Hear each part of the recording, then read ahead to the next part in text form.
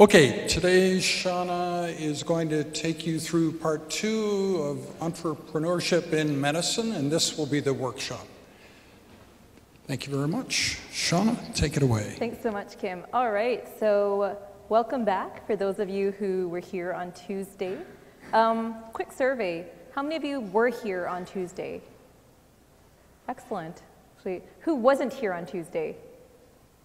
3 people. Okay, excellent. And the 3 who weren't here Tuesday, are you all just visiting today? I know at least one of you is. Okay, perfect. Okay, so for the 3 of you who weren't here, so I make everyone do this, tell me about yourself and what you do, your name, and what you're here, what you're hoping to get out of today. My name is Adam. I'm a second-year medical student. I came to the Tuesday session last year. And so I'm just trying to catch this one because, yeah. Awesome. Repeat customer. That's what we like to see. Cool, thank you. I'm Emerson, and I'm in Sciences Politiques at Campus Saint-Jean in my final year. And I do some work with Startup Edmonton and kind of in the entrepreneurship area. So, I mean, the more that I can learn, the better. My name is Jared Zamzo, and I started the company, so I guess I am an entrepreneur. And last year, my commerce degree, graduating in December, and Brad here invited me to take part in the class, and I thought it sounded like a fun opportunity. Fantastic, welcome. All right, so just a warning before we get started, this is less of me today, and it's all you, no pressure or anything. So this is designed to be a very interactive class. And today we're going to talk about bottles, which we talked about last time, but we're going to go to big ideas. So for those of you who weren't here last time, we talked about thinking differently. So we talked about questioning our surroundings, and one thing we talked about was the Heinz ketchup bottle example, and asking why is it that a product by its inherent design will not let you access the full amount of product. Anyone who's ever wrestled with a ketchup bottle or a shampoo bottle or mustard, I see someone eating a sandwich in the back nodding his head, has wrestled with this. And so what one group out of MIT did was say, well, why should we accept this? What if we could engineer a new material that would actually have less cohesion between the bottle substance and the ketchup itself? And the YouTube video is pretty impressive. Turn over the bottle, absolutely no resistance, the full amount of ketchup comes out. And then for those of you who were also here last week, we talked about bottles in a different sense, in a low-tech sense, and using them as light bulbs. It's being done in the Philippines for low-income areas. Okay, so we're going to talk about taking ideas and then making them into actionable ideas. So we're going to split this course up into 3 parts today. First of all, we're going to talk about people. Next, we're going to talk about ideas and fostering a big idea mindset. And then lastly, we're going to talk about taking ideas from just that to actionable next steps and reality. So before we go any further, I just want to ask anyone, does anyone have any questions from last time? Or does anyone have any takeaways that they still remember from last time?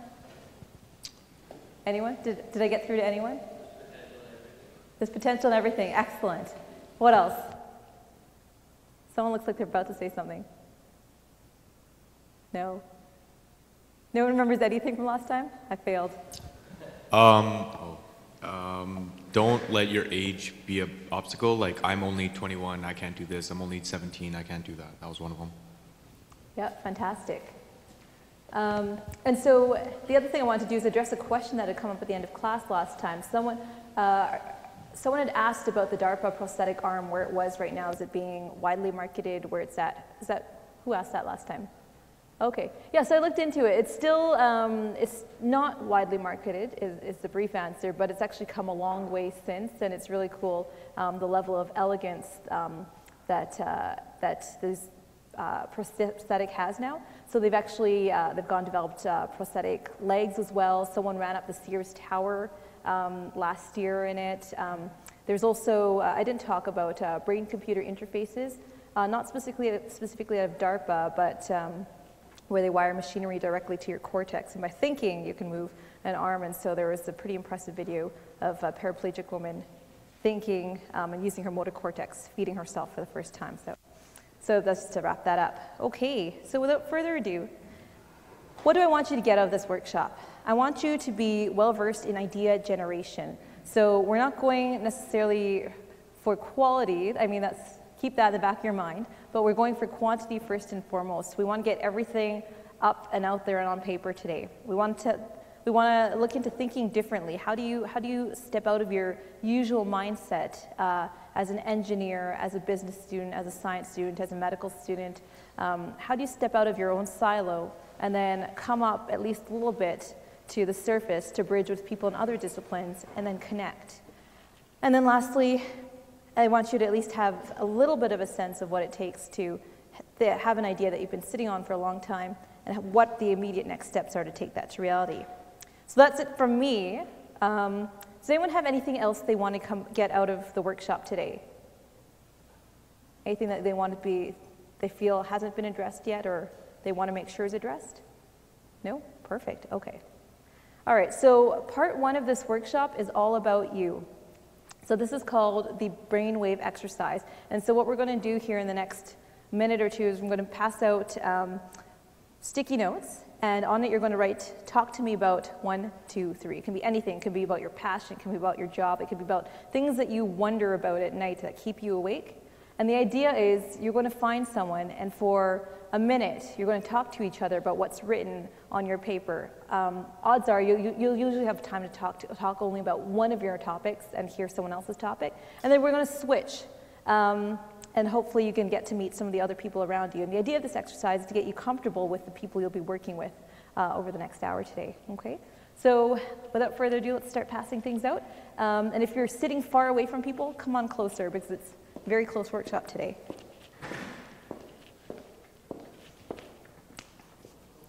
Great, thanks.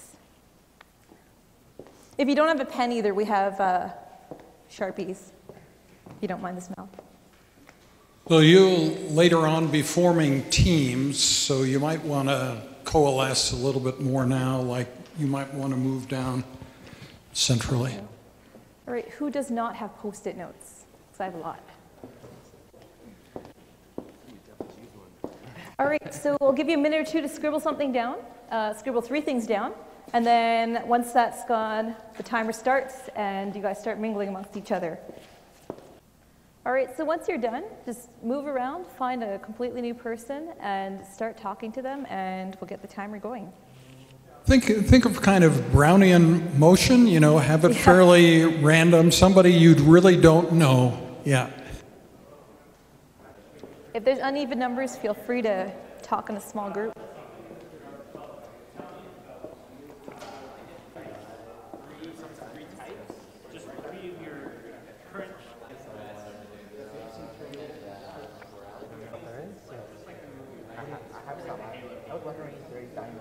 Rhino fact, but I was like, let me just put other things there and then we'll just like see what happens. I probably should have done what you did. Rhino Pack?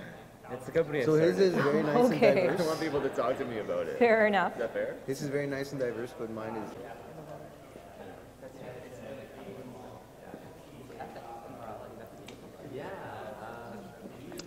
All right, everyone, you have about 15 seconds to wrap up your conversations and then move to someone else. Alrighty, and that's time, so find a place to sit. Doesn't have to be where you started, and we'll get going again.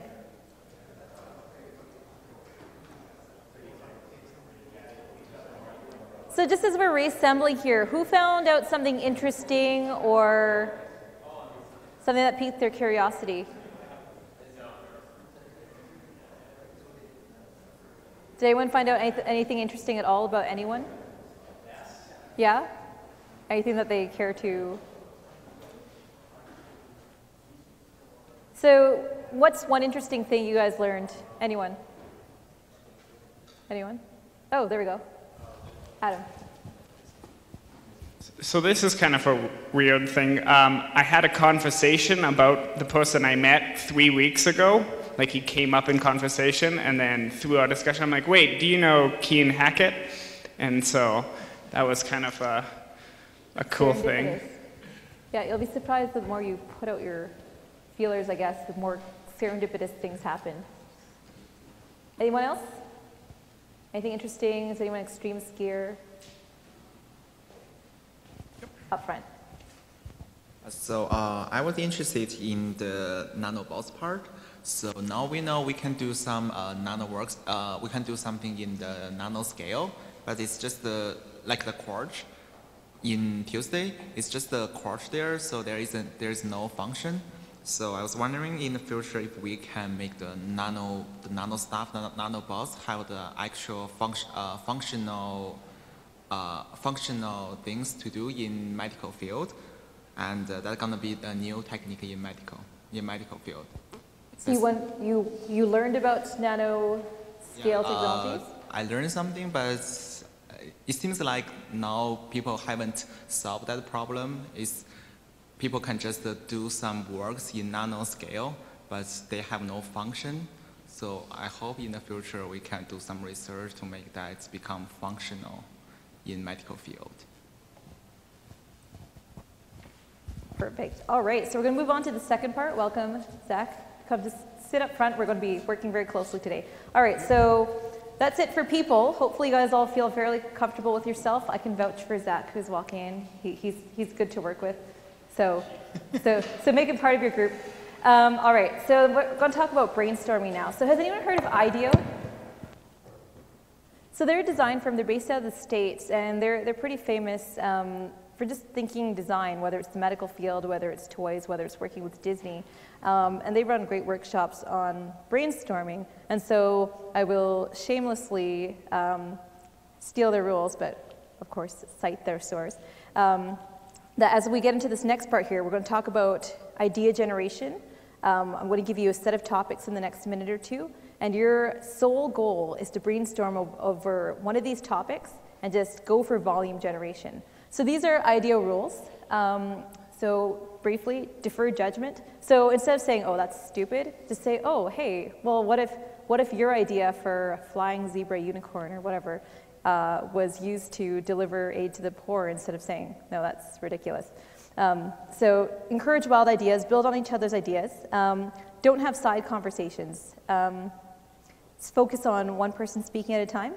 If you feel like drawing a stick person or being visual will help, go ahead and do that. There's a poster board that we're going to distribute here in a second.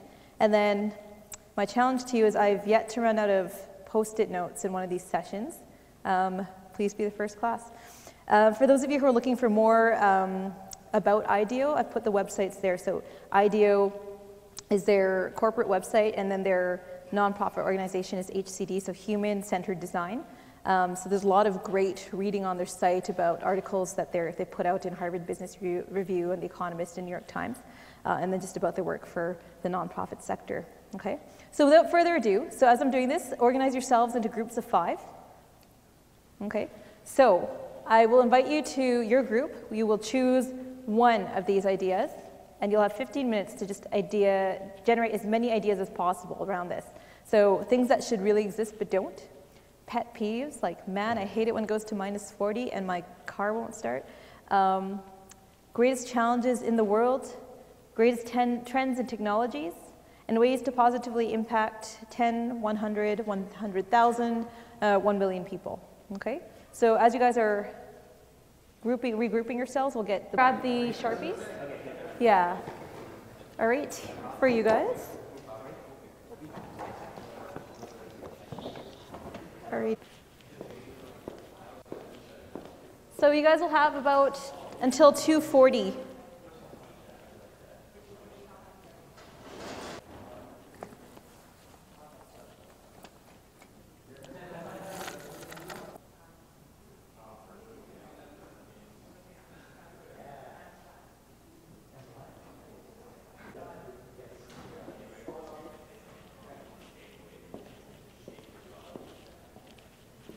You have 3 minutes, everyone. I shouldn't see any white on your papers by the end of this. Alrighty, so I'm just going to bring it back here for a second. Still stay in your groups because you're going to be in these groups for the rest of the class. Okay, so it looks like everyone chose things that should really exist. Did anyone choose anything different? Everyone chose that topic. Did anyone have anything like really, really zany? I know that group said a pet monkey for everyone. Pretty excellent. That should exist. What about the other 2 groups? Any ridiculous ideas that came out of those 2 groups there? We came up with tissue regeneration, like Very Wolverine. nice. Like a salamander. All right, Ross, what was your guys' craziest idea? I think our craziest idea was teleporting food into somebody so that they don't have to eat. You have to eat. And then That you would be- could that also would be amazing. teleport waste out of their body.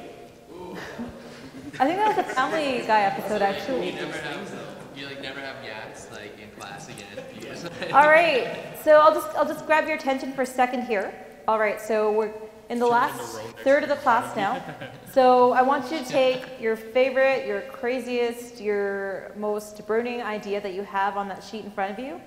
And now we're going to play business plan Mad Libs. So what I mean is you have until about 3 o'clock to answer these questions. So I want you to tell us what your idea is, what you're selling, what problem it serves, what need it solves, who's going to use it, who will buy it, your plan for making money, what threats or hurdles you might face. It could be that teleportation doesn't exist yet for Ross's group. What external help do you need? Who can help you? What is it, if you have time, what is your product or company called? Do you have a logo? And what is the first step you need to take today to actively bring this one step closer to reality? So you can go by this question template, or here we go at Company X, we have created product name description because of such and such problem designed for such and such user. We'll appeal to this buyer subset because of this value add. We will anticipate these hurdles and overcome them by this mitigation strategy. Some of our strengths include these assets, and we'll make money by this business model. And the first step we need to take today is action plan, okay? So you have until about 3 o'clock, after which time you will have 5 minutes for your group or a designated representative of your group to come present this. And then we'll take the last 5 minutes of the class just to have a little bit of a debrief. We should like. All right. If you have any questions, raise your hand. Hold on to this.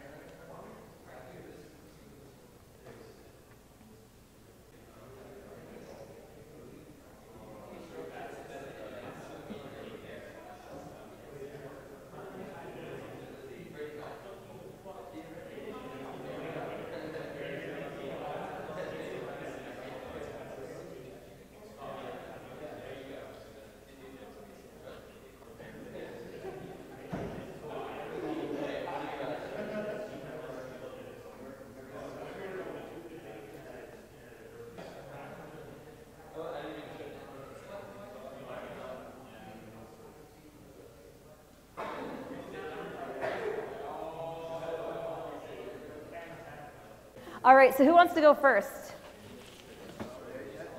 Anyone? Who's brave? Okay, these fine. Excellent. All right, so we'll get you guys all up here. So we'll do it 4 minutes of presentation, and then 1 minute for questions. Oh yeah. Okay.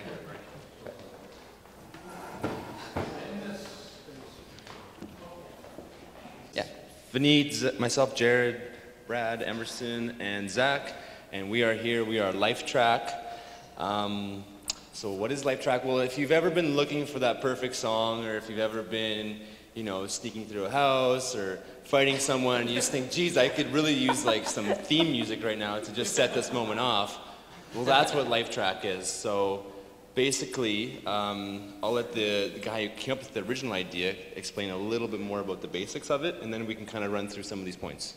Is that cool? Yeah, excellent.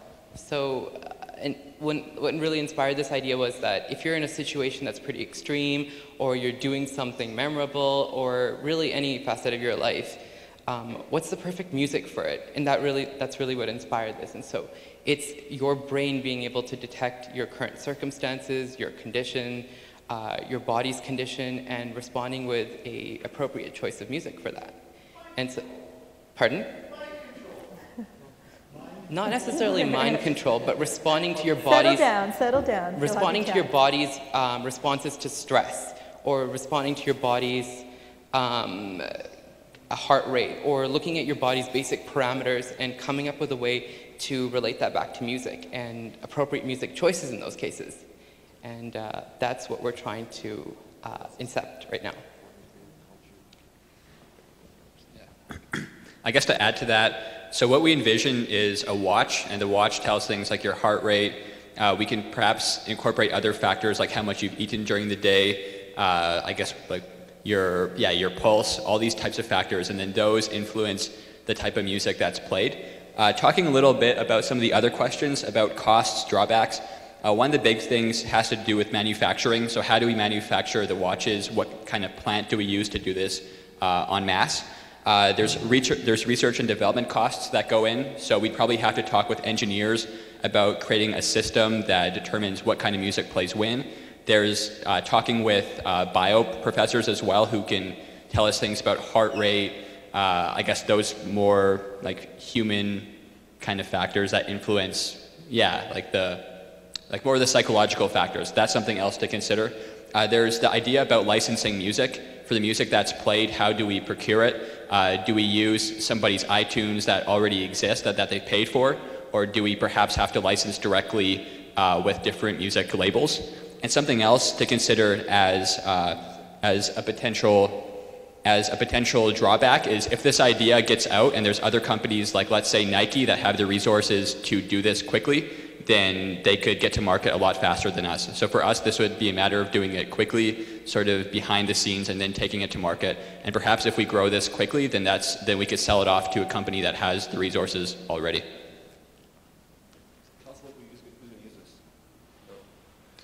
So target audience, the people that I first thought of might benefit from it are athletes. Whenever I'm working out, I hate having a music player and headphones and have the string caught up in my arms, and I can't stand that. But we also thought that we could target to travelers who don't like carrying around a whole bunch of stuff and just like to have something easy and without having to think about anything. They could just have the music and they could be in the plane alone, just jamming out and having a good time.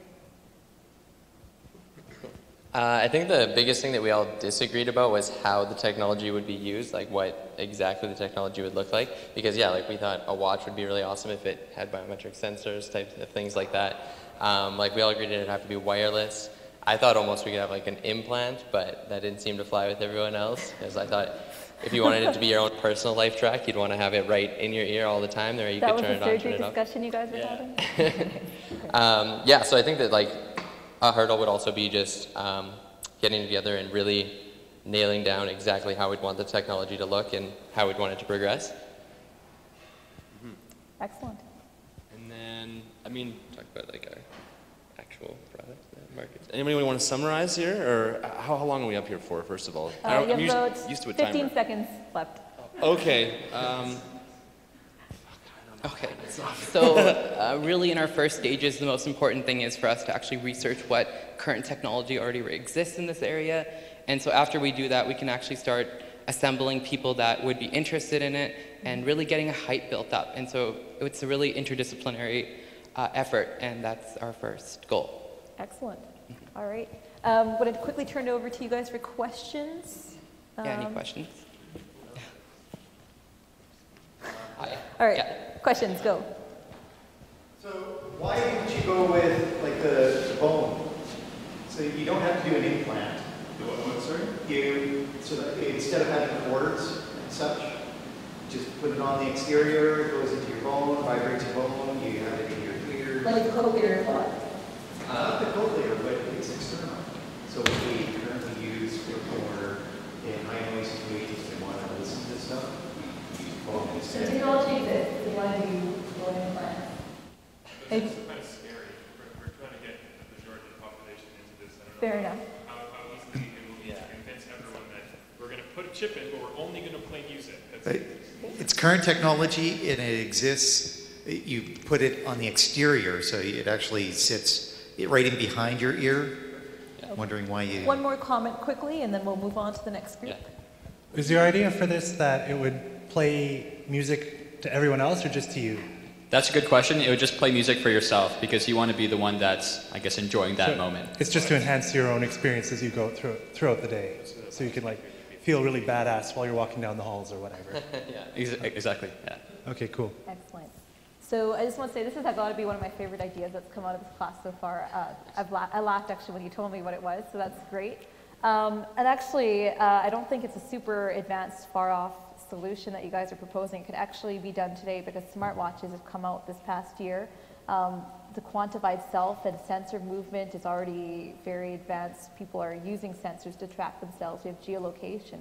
So combining that data together, your watch could track exactly what you're talking about, your stress rates, where you are, what time of day it is, and then all you have to do is sync it with a Pandora-like app, and then initially train it, click thumbs up, thumbs down when it plays a track that it thinks would be things that you would like to hear when you're exercising or when you're on a romantic date or something.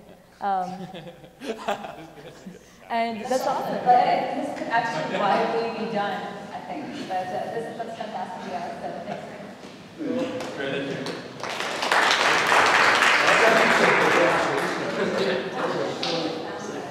Hi there, my name is Suraj, and our company's name is Memorace, and our product is called Memory Adjustment Program, or MAP. You determine the path that you take. All right, and essentially it's memory adjustment. Who is this? So essentially what the product does is adjust your memories or removes them. And who is it for? It's for military officers going through PTSD, women who have suffered, or just anyone who's suffered severe assault, or just horrible memories that they can't get past. Psychology doesn't work, drugs haven't worked. And for people with depression, okay, we'll make money by having large industries such as, so this isn't for consumer use or just mass consumption. This is specialized by the government. Or, yeah, so like for their military soldiers and stuff like that. So just to help remove their memories. Okay, so you want to go over number 5? Number 5, what was the question from Hurdles? So, yeah, let's, actually, can you take this one? Yeah. So for the Earth, we think first one gonna be the ethics, because you move the memory, people's memory, so that you actually have that problem. Another one is we're afraid of the abuse, because for military secrets, there are lots of them, and the government or the conductors maybe use a lot of them that may have the problem about abuse. And another is the commercial use. This thing seem maybe have the similar things as before, because commercials like the commercial secrets, and people may try to use this new treatment for their own benefits. They will sell them a lot, and they try to they force people to do that, and they lie, and they say it's good, and they can get their own money. And another is EEG. Okay, sure, I can talk about that. Okay, so if this thing is really taking away people's damaged or unwanted memories, then we're going to need to find a way to actually localize those memories within the brain, and current technology can't really do that well. So there's something called an EEG, which measures brain waves within the brain, but it's got very poor spatial resolution. You can't tell where these brain waves are originating from. It does have really good temporal resolution, though, so you can tell when something is happening, when there's activity. And then something that complements that is fMRI, where you can see where activity is happening in the brain, but you don't exactly know when it is. So some kind of technology is going to have to be sort of a combination of the two, and it's also going to have to be very high resolution if we want to be imaging the brain and finding out where people's memories are exactly stored for specific things. And then there's the other problem where you actually need a cellular correlate to a memory. We don't really know, we can't really say that, these groups of proteins or this type of activation equals this kind of memory or whatever's happened. Yeah. Good. Well, we also had a lot of talks about how we would even implement this and how we would start. We realized we need a lot of money for this, so we were thinking of doing a lot of research and funding, getting our hands into that pool of the government, seeing if we can get some of that. Also, university grants. We know that this is going to save a lot of money throughout just the economy, and a lot of healthcare issues, a lot of psychological. Going to the psychiatrist, using all of that money from healthcare, we can save that money and put it into a pool, into something like this, and save ourselves a lot of taxpayers' money for that kind of problem. And we were hoping to, I mean, use that money for this. So that would be kind of better for the economy in the long run.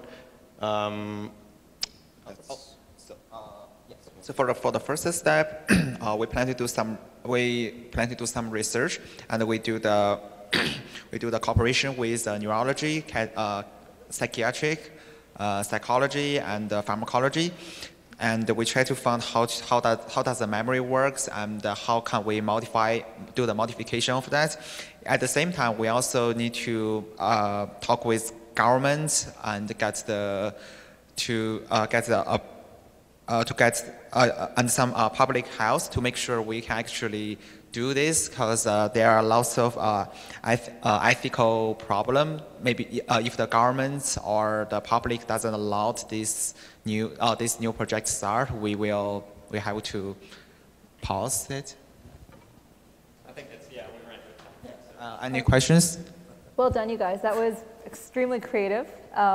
Very well done. You addressed that there might be ethical issues with it. Would you ever sell to military? Because I'm sure that they would be interested in this. I'd say yes, but not for, I guess, to hide secrets, but mainly for the psychological well-being of those soldiers. Like, you know, a lot of homelessness does happen, a lot of violent spurs, right, because of the experience they have gone through. That was the main purpose, not for, say, keeping government secrets. And right? how do you control that? That would be something more defined through research. I mean, What if they say Scouts Honor, we promise we won't use it for bad things? I'm pretty sure. I just say history said that that's, I guess Scouts Honor doesn't really have a lot of validity right now. There's obviously going to be a lot of hurdles. The fact is, though, that our primary concern was psychological well-being. Yeah. And if we were to use this with military, we would actually be using it as patients rather than kind of selling it to the military. That's what our primary purpose is health rather So than in a clinical context, consumer that makes, use. Yeah. That makes sense. Suicide rates, homelessness. Yeah, well done. Any questions from the? Yes. Yeah. How much of this was inspired by paycheck? About 95%.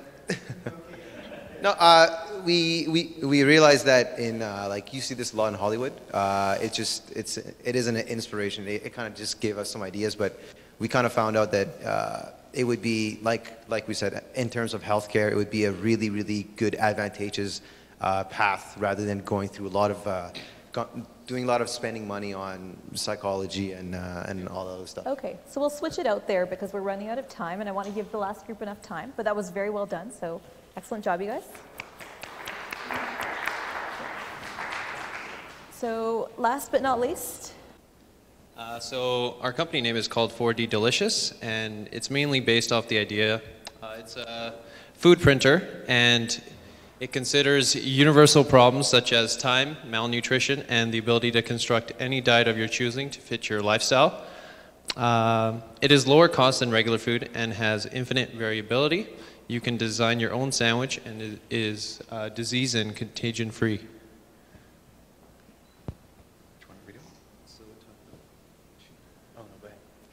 So which one? No glasses. Okay, so obviously our biggest problem would be food purists, so people that enjoy cooking and taking time out of their day to cook food.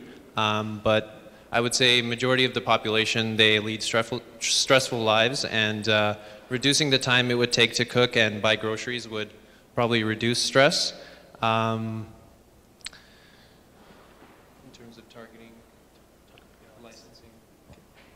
So our first target would be the high-end users, people that are in a confined space, like say an airplane, and have no other choice. They would be very happy to have really good food, and the way of how this works, you can have an infinite variety of samples and choices available to you. You want the fresh apple, it's there. You want the fresh steak, it's also there. So we go on to the step up. Coming down after that is where we start to go into the rest of the world. Places like Ethiopia and New York, both of them have huge logistic issues with getting food in and waste out of there. This would solve a lot of them as part of the production process is taking the waste biomatter, not your waste, but the old lettuce and such, and reusing that. We're using a composting system to decompose the different elements on there, as well as bringing in the basic matters in the pure chemical form. So some of the revenue streams we could have with this product, first of all, there's selling the printers, high-end and then consumer models. Also selling the cartridges, you'd have cartridges that are sort of similar to ink cartridges or plastic cartridges in 3D printers now, but they would have base proteins, fats, carbohydrates, flavanols. And that's an area where we could actually have licensing and custom flavor packets provided by restaurant chains, recipe programs that could be, you know, the Gordon Ramsay recipe kit and things like that. And the basic idea is that this is what Keurig has done with coffee cups. They've gone and, you know, your local Starbucks, you get your local Starbucks there, but if you want it at home, you can buy the K-Cup and have a reasonable approximation of Starbucks using a system like this. So the technology would obviously improve with time and probably not be very good initially, so having kind of mushy composites, but then working towards and using nanotechnology to actually do molecular assembly at the level that you could be able to produce fibrous vegetable matter, fibrous and proteinous meat matter, and bake your own buns right in the system. So that's for delicious. Well done. So quick question, do you worry that you might have angry truckers knocking at your door and that they've completely disrupted the supply and transportation industry for food? I mean, you're taking jobs from millions of hardworking truckers here. Truckers? Who transport the food? Truckers would love this. I mean, the cartridges themselves can be shipped in large containers. They can be shipped by train, by truck, by whatever, and then the consumer level products can be repackaged at factories into your consumer level cartridges. So this doesn't actually replace much, although we did allude to the fact that you could use this to deconstruct organic matter that might have spoiled and reuse the components in it. Eventually that probably would be the direction that it goes, but that type of deconstruction would probably be far enough into the future that you wouldn't have, yeah, the disruption comes a lot later than the initial product. So truckers would have time to accommodate. And they would probably love having one of these in their truck. Print me a steak. Fair enough. That was really well done, very creative. Any questions from anyone? All right, well done, you guys. I like the poster board, very nice. So the class period is over, but there's nobody else in this room, so anybody who wants to stay and talk informally, but the actual videography ends now.